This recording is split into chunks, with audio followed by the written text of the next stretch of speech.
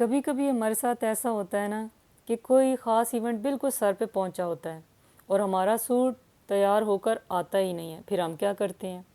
या तो सर पकड़ कर बैठ जाते हैं और परेशान होते रहते हैं, या फिर दर्जी को बुरा भला निकम्मा निकट्टू कहते कहते थकते नहीं हैं। मगर दोनों ही सूरतों में हमारा मसला हल ही नहीं होता। जानते हैं मसला कैसे हल होता है? अपनी दुनिया आप पैदा कर अगर जिंदों में है, यानी खुद कमर कस लें और अपने काम को खुद करना होगा। कहते हैं ना कि मरे बगैर जन्नत नहीं मिलती। मैं कहती हूँ कि मेहनत किए बगैर अच्छा सूट नहीं मिलता। मैं आज आपको ऐसा सूट बनाना सिखाऊंगी कि बहार के तमाम रंग और तमाम फूल आपके दामन में होंगे, और हाँ, बाहों में भी होंगे, यानी स्लीव्स के ऊपर भी होंगे और दामन पे भी होंगे। ज़िगज़ैग डोरी से हम ये डिज़ाइन बनाएंगे जिसका फ़ैशन कभी नहीं जाता। ये डिज़ाइन बनाने में आसान है और देखने में बहुत ही दिलकश, दिलनुमा और दिलफरेब है। इसीलिए तो मैंने बनाया है और आज आपको भी बनाना सिखाऊंगी। सबसे पहले हमने ऑर्गेन्जा पैचेस को कट करना है, फ्रंट और बैक के लिए और स्लीव्स के लिए भी।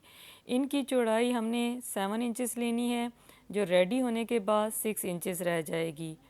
इसके साथ ही हमने ये पट्टियाँ जो 1.5 इंच चौड़ी हैं, ये भी कट कर लेनी है। इससे हम ऑर्गेन्जा को अपनी शर्ट के साथ अटैच करेंगे।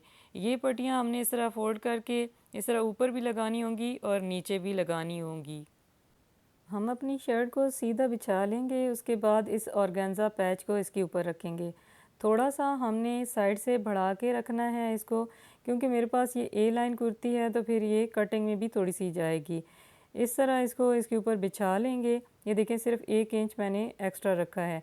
इसके बाद दूसरी पट्टी लेके इसके ऊपर रखेंगे ऐसे, और यहाँ पे हम स्टिच लगा लेंगे।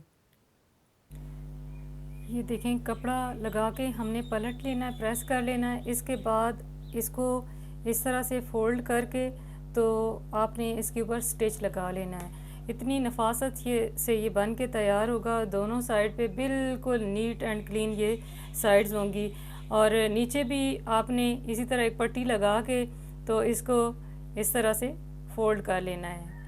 इस तरह से बिल्कुल भी ऑर्गेन्जा के किनारे चुभेंगे नहीं और ये बहुत प्यारी लुक देंगे।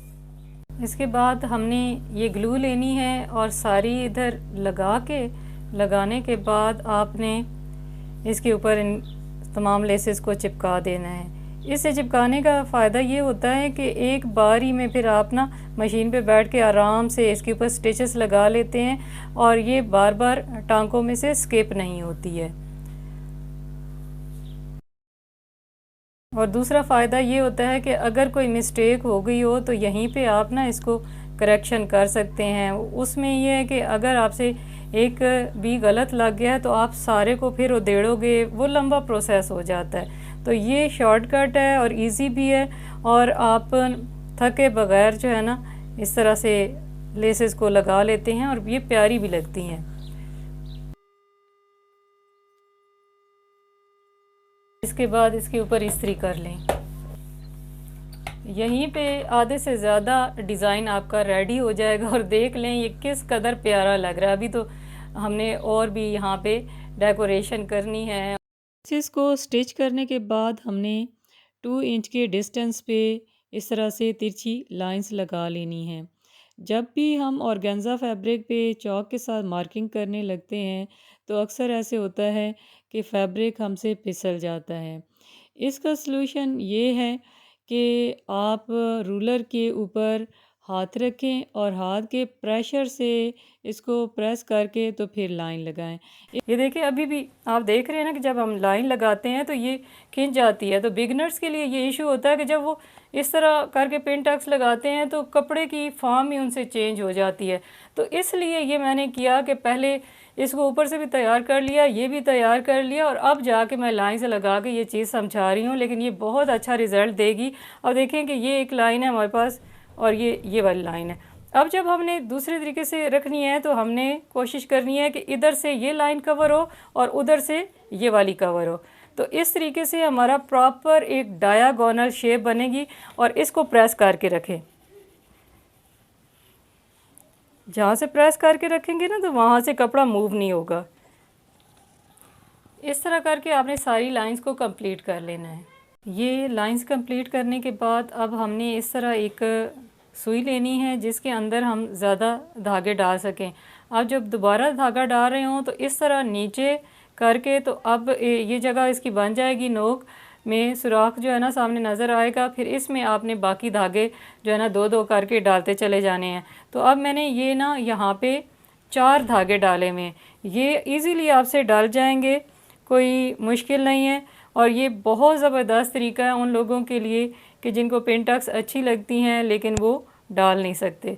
तो अब हमने यहाँ पे इनको ना नीचे इसको हाइड करते हुए देखें, यहाँ से तो ये बिल्कुल कोने में उसके अंदर आ जाएगा, सिलाई के अंदर आ जाएगा। यहाँ से आप लेंगे और छोटे छोटे टांके उठाते हुए एक जैसे उठाएं और इन लाइनों पे चलते हुए एक तरह से आपने ये आर्म स्टिच जो है ना यहाँ पे बना लेना है। तो इसका रिज़ल्ट बहुत ही अच्छा आपको नज़र आएगा। इस तरह से करते जाएंगे और ये लाइनें उठाते जाएंगे, ये बड़ी अच्छी इसकी लुक आएगी। ये देखें, ये मैंने स्टिच लगा लिया, पिंक के साथ ही मुझे ज़्यादा अच्छा लग रहा था, इससे ज़्यादा प्रोमिनेंट हो रहा था, तो मैंने इसी को रहने दिया। फिर मैंने ब्लू वाला यूज़ नहीं किया। ये करने के बाद आपने इस तरह फ्लावर्स को यहाँ पे अरेंज कर देना है। फ्लावर्स की ये अरेंजमेंट मुझे ज़्यादा पसंद आई, फिर मैंने इसी को फ़ाइनल कर लिया। इसी तरीके से हमने अपनी स्लीव्स को भी डिज़ाइन कर लिया है और देख लें कि वाकई सारे बहार के फूल हमारे दामन में आ गए हैं। आप डिफरेंट टाइप के अपने ड्रेसेस बनाएं, एक ही तरह का ठप्पा मत लगा लें। आप अपने आप को कॉन्फिडेंट फील करेंगे और एलिगेंट वे में आप इसको कैरी करेंगे तो हर ड्रेस आपको अच्छा लगेगा। तो ये रहा हमारा फाइनल रिज़ल्ट।